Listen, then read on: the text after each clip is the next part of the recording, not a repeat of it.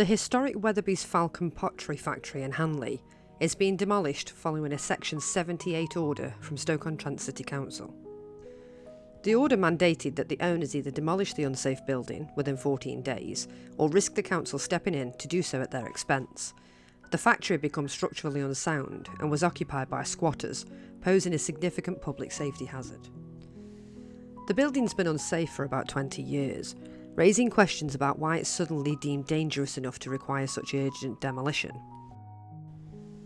Section 78 of the Building Act allows local authorities to take immediate action if a building presents an urgent danger to public safety. Given the deteriorating condition of the Falcon Pottery site and its occupation by squatters, the council have acted swiftly to prevent further risk. However, it does raise a much larger question. Could steps have been taken over the past 25 years to prevent such drastic action?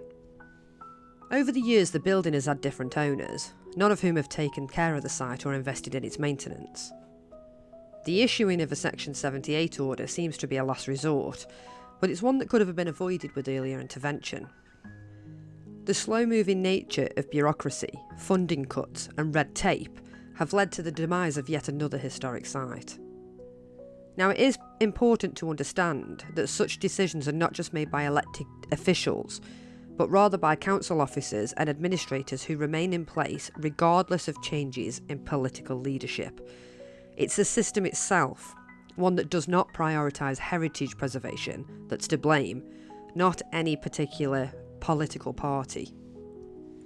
J.H. Weatherby and Sons was established in Tunstall in 1891 and moved to the Falcon Pottery site in Hanley in 1892. Over the years, the company produced high-quality earthenware, hotelware and tableware, employing up to 200 people at its peak. However, intense competition, shifting markets and unresolved planning issues led to its closure in 2000. Since then, the site's remained derelict, with a partial roof collapse and in 2012, the loss of its iconic bottle kiln due to a lack of maintenance. The Falcon Pottery Works had historical significance, featuring a squat bottle kiln and one of the city's few surviving muffle kilns. These elements represent our ceramic heritage, and the factory was granted Grade 2 listed status in 1989. The pottery was family run until its closure, and it first specialised in domestic wares such as basins before moving into tableware and giftware. But it then moved into hotelware, which was a move that ultimately contributed to its downfall because of fierce competition and the rise of mass production in the industry.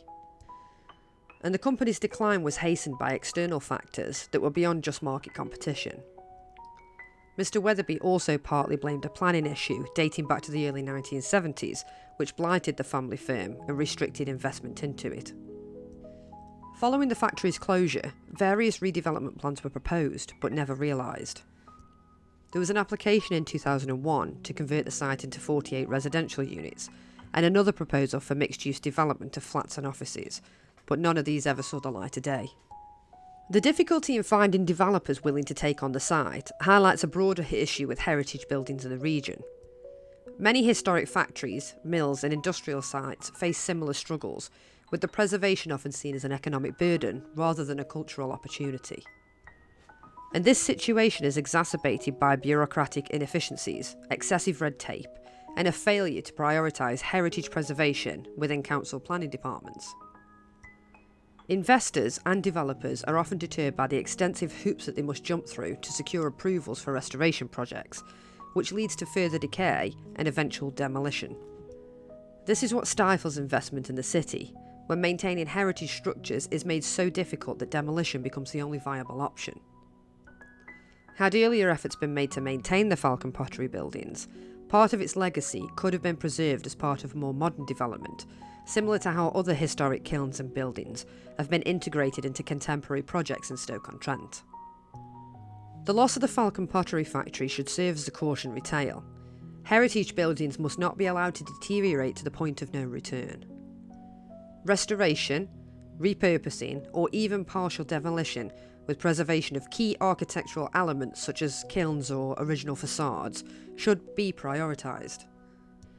Other developments in the city have successfully integrated historic structures into modern projects, and this approach should be encouraged to maintain Stoke-on-Trent's cultural identity.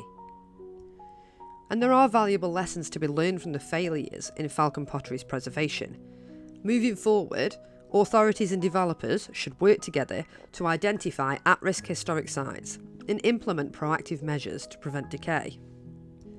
A balance must be struck between economic viability and heritage conservation, ensuring that sites like Falcon Pottery are not left simply just to rot until demolition becomes the only viable option. And while the future of the Falcon Pottery site remains uncertain, its demolition underscores the importance of proactive heritage conservation. If similar buildings are to be saved from the same fate, authorities, developers and communities must work together to find sustainable solutions before irreversible decay sets in. Whether this is through direct restoration funding, incentives for private developers, or new policies to enforce maintenance of historic sites, action is needed to ensure that Stoke-on-Trent's industrial history is not lost to neglect. Thank you for watching, and if you love local history, don't forget to check out my website and my other videos at The Red Haired Stokey.